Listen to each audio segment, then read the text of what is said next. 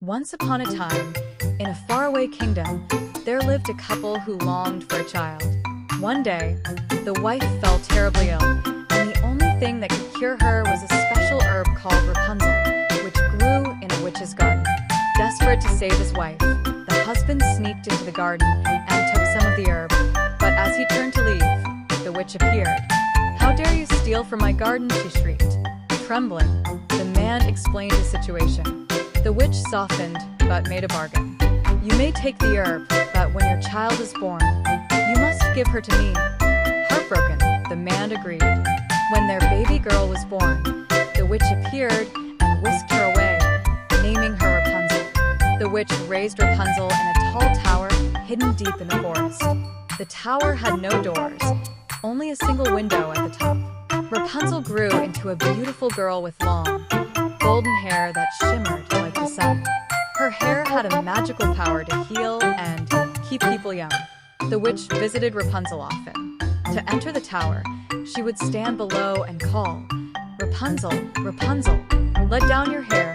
Rapunzel would lower her long braid, and the witch would climb up. Though the tower was filled with books and songs, Rapunzel felt lonely. She longed to see the world beyond her window. One day, a prince riding through the forest heard Rapunzel singing. Her voice was so sweet that he followed it and found the tower. Hidden among the trees, he watched as the witch called for Rapunzel's hair and climbed up. When the witch left, the prince approached the tower. "Rapunzel, Rapunzel, let down your hair," he called, imitating the witch's voice. Rapunzel, thinking it was her caretaker, lowered her braid. To her surprise, it wasn't the witch, but a kind-looking young man who climbed into her room. At first, Rapunzel was frightened, but the prince assured her he meant no harm. They talked for hours, and Rapunzel told him about her longing to see the world.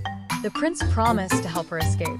Each night, the prince brought Rapunzel a piece of fabric to weave into a rope.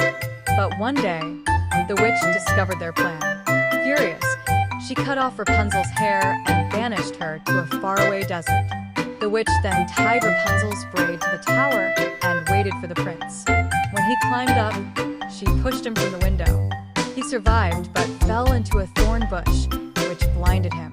For months, the prince wandered the forest, searching for Rapunzel.